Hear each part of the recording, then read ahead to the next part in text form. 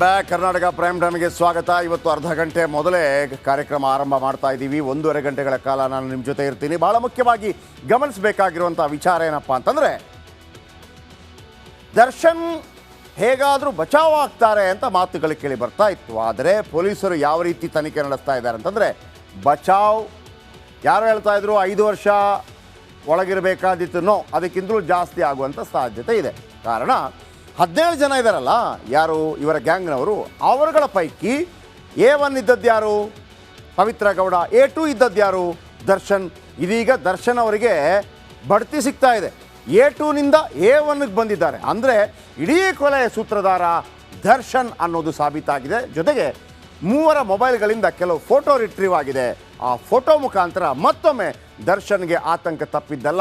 ಈ ನಡುವೆ ರಚಿತಾ ರಾಮ್ ಇವತ್ತು ದರ್ಶನ್ ಅವರನ್ನು ಭೇಟಿಯಾದರು, ಮಾತಾಡಿಸಿದ್ರು, ಆಮೇಲೆ ಮಾಧ್ಯಮದ ಮುಂದೆ ಕೂಡ ಮಾತಾಡಿದರು. ದರ್ಶನ್ ಜೈಲಲ್ಲಿ 64 ದಿನಗಳಾಯಿತು. ಏನಾಯ್ತು ಇವತ್ತು ಬನ್ನಿ ನೋಡೋಣ.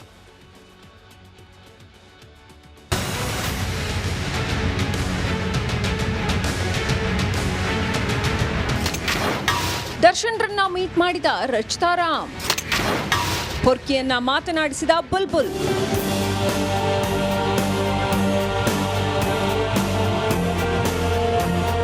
ಎಸ್ ವೀಕ್ಷಕರೇ, ಸ್ಯಾಂಡ್ಲ್ವುಡ್ನ ಡಿಂಪಲ್ ಕ್ವೀನ್, ಅಭಿಮಾನಿಗಳ ಪಾಲಿನ ಬುಲ್ಬುಲ್ ಎಂದೇ ಫೇಮಸ್ ಆಗಿರೋ ನಟಿ ರಚಿತಾ ರಾಮ್ ಪರಪ್ಪನ ಅಗ್ರಹಾರಕ್ಕೆ ಭೇಟಿ ನೀಡಿ ಕಂಬಿ ಹಿಂದೆ ಇರೋ ದರ್ಶನ್ರನ್ನ ಮೀಟ್ ಮಾಡಿದ್ದಾರೆ. ಪೊರ್ಕಿ ಭೇಟಿಯಾಗಿ ರಚಿತಾ ರಾಮ್ ಏನ್ ಹೇಳಿದ್ರು ಅಂತ ಪಿನ್ ಟು ಪಿನ್ ಹೇಳ್ತೀವಿ ನೋಡಿ. ಡಿ ಬಾಸ್, ನಿಮಗಾಗಿ ಕಾಯುತ್ತಿದ್ದೇವೆ. Boss, we all are waiting for you. ಆದಷ್ಟು ಬೇಗ ನಮಗೆ ಒಳ್ಳೆ ಸುದ್ದಿ ಸಿಗಲಿ ಆ್ಯಂಡ್ ಭಗವಂತನ ನಾನು ಪ್ರಾರ್ಥನೆ ಮಾಡ್ತೀನಿ. Boss, we all are waiting for you. ಆದಷ್ಟು ಬೇಗ ನಮಗೆ ಒಳ್ಳೆ ಸುದ್ದಿ ಸಿಗಲಿ ಆ್ಯಂಡ್ ಭಗವಂತನ ನಾನು ಪ್ರಾರ್ಥನೆ ಮಾಡ್ತೀನಿ. ರಾಜನನ್ನ ರಾಜನಂತೆ ನೋಡೋಕೆ ಇಷ್ಟ. ನನಗೆ ಹಾನೆಸ್ಟ್ಲಿ ಹೇಳ್ತೀನಿ, ಬಂದಿಲ್ಲ, ನೋಡೋದಕ್ಕೆ ಬಂದಿಲ್ಲ ಹಾಗೆ ಹೀಗೆ ಅಂತ ಅಲ್ಲ. ರಾಜನ ಥರನೇ ನೋಡೋದಕ್ಕೆ ಇಷ್ಟ ನನಗೆ. ರಾಜನ ಥರನೇ ನೋಡೋದಕ್ಕೆ ಇಷ್ಟ ನನಗೆ.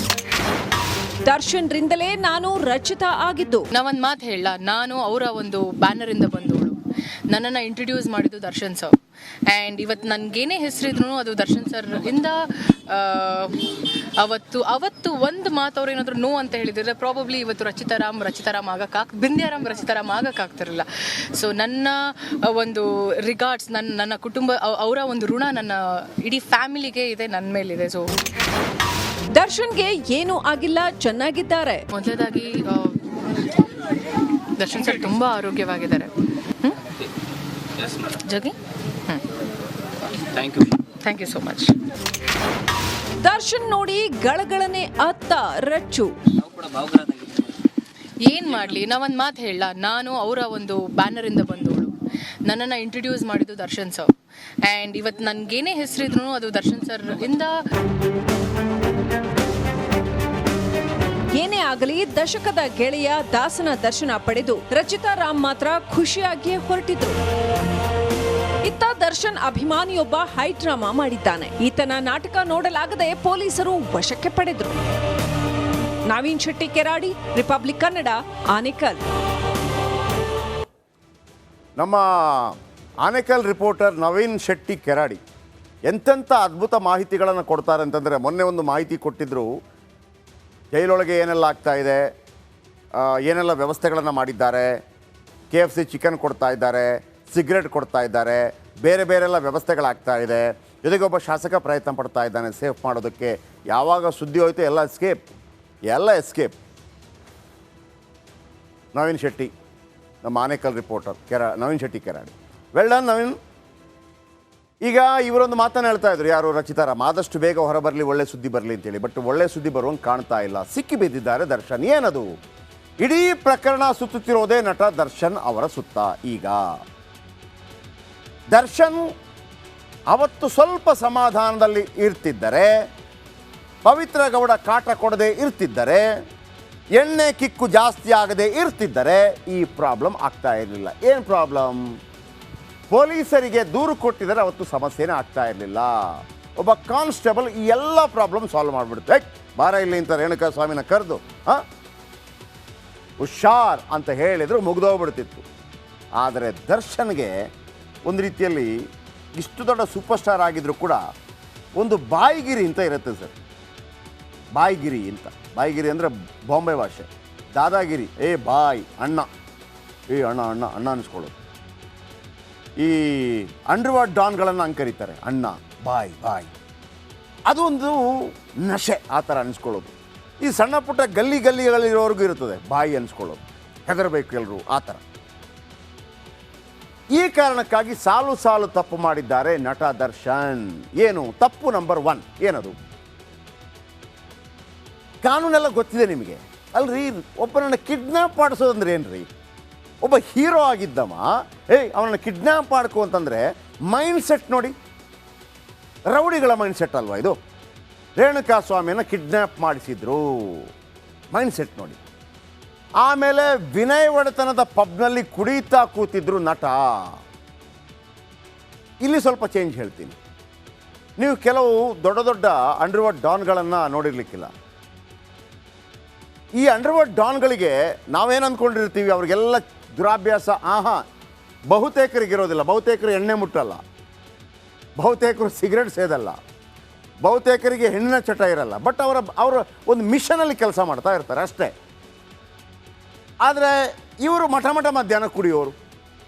ಮಠ ಮಧ್ಯಾಹ್ನ 1 ಗಂಟೆಗೆ ಕುಡಿತಾ ಕೂತಿದ್ರು ಬಾಸು.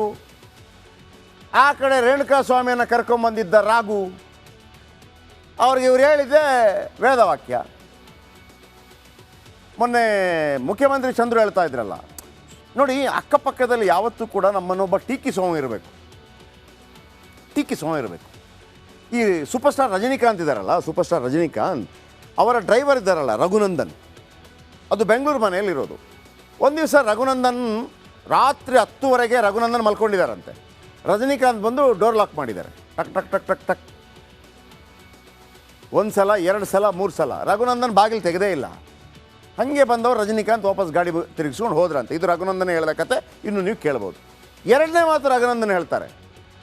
ರಘುನಂದನ್ ಮನೆಗೆ ಬಂದರೆ ರಜನಿಕಾಂತ್ ಅವರೇ ಟೀ ಮಾಡಿ ಇಬ್ಬರಿಗೂ ಕೊಟ್ಟು ಕುಡಿತಾ ಇರ್ತಾರೆ. ರಜನಿಕಾಂತ್ ಏನು ಮಾಡಿದ್ದಾರೆ, ರಘುನಂದನ್ ಅವ್ರಿಗೂ ಟೀ ಮಾಡಿ ಕೊಟ್ಟಿದ್ದಾರೆ. ರಘುನಂದನ್ ಆ್ಯಸ್ ಯೂಶುವಲ್ ಕಾಲ ಮೇಲೆ ಕಾಲು ಹಾಕಿ ಟೀ ಕುಡಿತಾ ಇದ್ದಾರೆ. ಆ ಕಾಲ ಮೇಲೆ ಕಾಲು ಹಾಕಿದ್ದನ್ನು ರಜನಿಕಾಂತ್ ನೋಡಿದ್ದಾರೆ. ನೋಡಿದ ತಕ್ಷಣ ರಘುನಂದನ್ ಅವರಿಗೆ ಒಂದು ರೀತಿಯಲ್ಲಿ ಮುಜುಗರ ಆಗಿದೆ.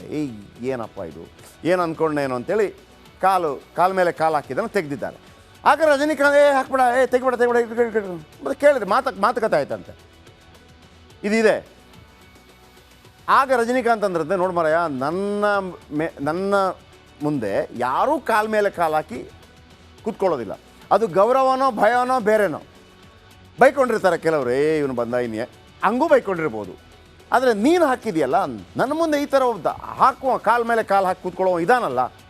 ಅಂದರೆ ರಘುನಂದನ್ ಮತ್ತು ಅವರ ಫ್ರೆಂಡ್ಶಿಪ್ ಹೆಂಗಿತ್ತು ಅಂತಂದರೆ, ರಜನಿಕಾಂತ್ಗೆ ನೀನು ಹಾಗೆ ನೀನು ಹೀಗೆ ಅಂತೇಳಿ ಅವರು ಯಾವತ್ತೂ ಬಕೆಟ್ ಹಿಡಿತಾ ಇರಲಿಲ್ಲ. ನೇರ ಮಾತುಗಳನ್ನು ಹೇಳ್ತಾ ಇದ್ರು. ಹಾಗಾಗಿ ರಘುನಂದನ್ ಅವರ ಮಾತನ್ನು ರಜನಿಕಾಂತ್ ಅದೇ ಚಿತ್ತದಿಂದ ಕೇಳ್ತಾ ಇದ್ರು. ಯಾಕೆ ಈ ಮಾತನ್ನು ಹೇಳ್ತಂದರೆ, ಮುಖ್ಯಮಂತ್ರಿ ಚಂದ್ರು ಹೇಳಿದಾಗೆ ನಮಗೂ ಅಷ್ಟೇ, ನಮ್ಮ ಫ್ರೆಂಡ್ ಸರ್ಕಲಲ್ಲಿ ಒಬ್ಬ ನಮ್ಮನ್ನು ಬೈಯೋವನಿರಬೇಕು. ಫೇಸ್ಬುಕ್ಕಲ್ಲಾಗಲಿ ಸೋಷಲ್ ಮೀಡಿಯಾದಲ್ಲಾಗಲಿ ಯಾರಾದರೂ ನಮ್ಮನ್ನು ಬೈಯೋವನಿದ್ರೆ ಒಳ್ಳೆಯದು, ನಮ್ಮನ್ನು ಎಚ್ಚರಿಕೆ ಮಾಡ್ತಾ ಇರುತ್ತೆ. ಕೆಲವರಿಗೇನು ಅಂಥದ್ದು ಬೇಕೇ ಆಗಿಲ್ಲ, ಕಟ್ ಮಾಡಿಬಿಡ್ತಾರೆ. ಹಂಗೆ ಮಾಡಬಾರ್ದು. ನಿಜವಾಗಿ ನಮ್ಮನ್ನು ಸರಿದಾರಿಯಲ್ಲಿ ಕರ್ಕೊಂಡು ಹೋಗೋದೇ ಅಂಥ ಫ್ರೆಂಡ್ಸ್ಗಳು. ನೇರವಾಗಿ ಮಾತಾಡ್ತಾರೆ. ಇವರಿಗೆ ಇಂಥದ್ದು ಬೇಕಾಗಿರಲಿಲ್ಲ. ದರ್ಶನ್ಗೆ ಯಾವತ್ತೂ ಅಂಥವ್ರು ಬೇಕಾಗಿರಲಿಲ್ಲ. ಎಲ್ಲ ಅಣ್ಣ ಹಿಂಗೆ ತೋರಿಸಿದ ತಕ್ಷಣ ಅಣ್ಣ ಅಂತೇಳು. ರಘು ಅಂತವನೇ, ಕರ್ಕೊಂಬಂದಿನಿ. ಅವನು ಮಾತಾಡೋ ಧೈರ್ಯ ಇದೆಯಾ ಅಣ್ಣ, ಹಿಂಗೆಲ್ಲ ನಾಳೆ ಕಷ್ಟ ಆಗ್ಬೋದು, ಏನೋ ನನಗೆ ಹೇಳ್ತೀಯಾ, ಹಿಂಗೆ ಕೇಳಿರ್ಬೋದು. ರೇಣುಕಾನನ್ನು ಕರೆತಂದ ವಿಷಯವನ್ನು ದರ್ಶನ್ಗೆ ಹೇಳ್ತಾನೆ ಪವನ್.